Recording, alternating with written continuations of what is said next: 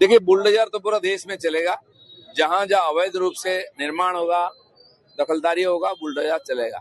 और हमारी बंगाल की सरकार, जो नई सरकार आई है बीजेपी की, पहले दिन से ये काम हमने शुरू किया है।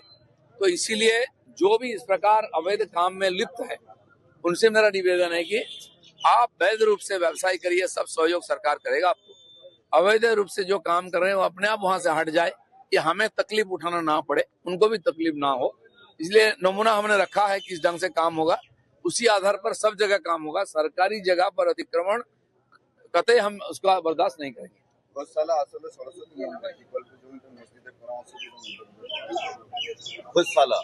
सरस्वती मंदिर मध्य प्रदेश हाईकोर्ट रायगढ़। गौशाला में सरस्वती मंदिर बहुत पुराना है, और जहां भी हमारी संस्कृति परंपरा की स्थान है, निशान है, उसको और ससम्मान सगौरव हम प्रतिष्ठित करेंगे। भारत सनातन भारत है, उसी दृष्टि दुनिया हमको देखता है।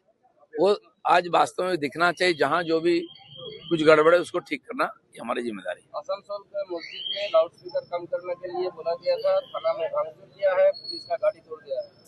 नहीं, कोई भी कानून के बाहर नहीं है, खाली मस्जिद नहीं है। मैं खड़गपुर वासी को भी निवेदन करता हूँ, यहाँ माता पूजा के नाम पर बहुत ज्यादा शोर शराबा होता है। पूजा शांति से भक्ति के साथ होना चाहिए। हम भी जाते हैं, पूजा में करते हैं। ऐसा वातावरण ना हो कि डरा हुआ, बीमार हो जाए लोग, बच्चे बूढ़े।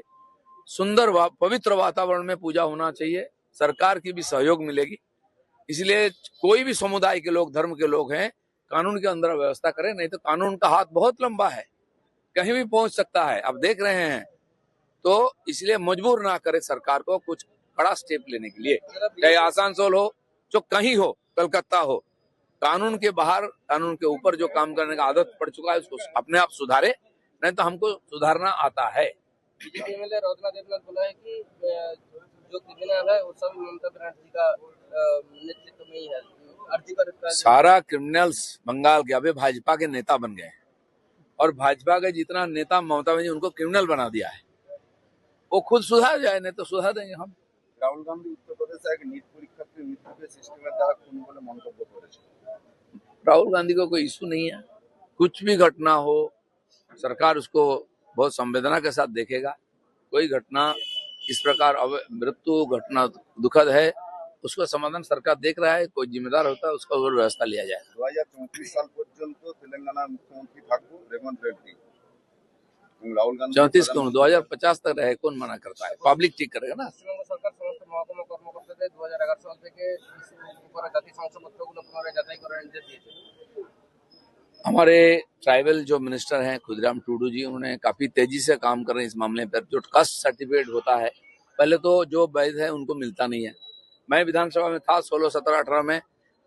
टीएमसी के विधायक वहां कंप्लेन करते थे कि उनको सर्टिफिकेट नहीं मिल रहे, SC ST, और जिनको नहीं मिलना चाहिए से बहुत लोगों को सर्टिफिकेट मिला, ST SC OBC, जिसका गलत उपयोग हुआ है। इसका पूरा रिव्यू किया जाएगा। दोषी जिनको पाया जाएगा, अवैध लेन देन होगा तो सजा दिया जाएगा, और आगे चलकर जो हकदार है उनको मिलेगा। ঘুষকালি মূল্যেও নির্বাচনী ভাষণের অভিযোগ বিজেপির বিরুদ্ধে হয়।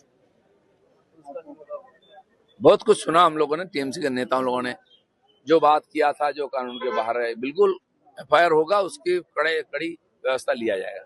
কেরালায় আইন আমরাই ঠিক করি, মুসলিম লীগের স্লোগান।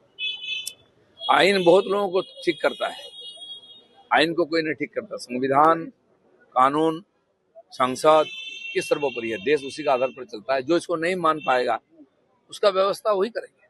अगर कुर्बानी रोका जाए तो हम चुप नहीं बैठेंगे, हुमायूं कबीर।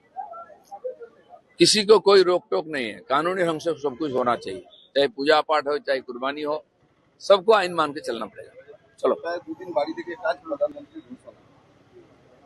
देश में तेल का जो संकट दुनिया में हो रही है, महीनों तक हमारी सरकार ने उसको झेला है। तेल कंपनियों को हजारों लाखों करोड़ का नुकसान भी हुआ है।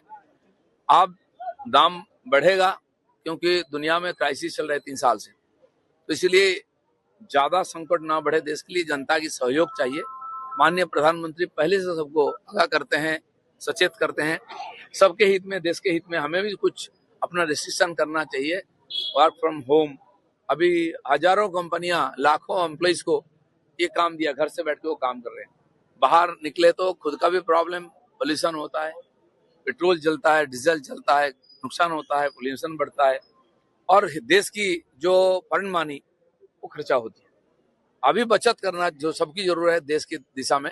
इतने संकट के भीतर भी हमारी देश आगे बढ़ रही है। हम लोग शांति से हैं, सारी सुविधा में कोई संकट नहीं है, लेकिन संकट हम ना बढ़ाएं, प्रधानमंत्री जी का साथ चले। राष्ट्रपति से टीएमसी के जितने भी घर से छूटे हुए नेता है उसका लिस्ट कल प्रकाश किया गया अभिषेक बनर्जी की तरफ। माननीय मुख्यमंत्री बोल दिए हैं कि उन लिस्ट जो है होम मिनिस्टर को, होम डिपार्टमेंट को सौंपे। कोई भी टीएमसी का कार्यकर्ता हो, समर्थक हो, उसका ऊपर अत्याचार हुआ है, डराया गया है, तो उसको पुलिस ले आएगा अंदर। 2021 पोस्ट पोल वायलेंस में हमारे 70,000 से ज्यादा लोग बेघर थे, आज भी हैं, 5 साल के बाद लौट रहे हैं।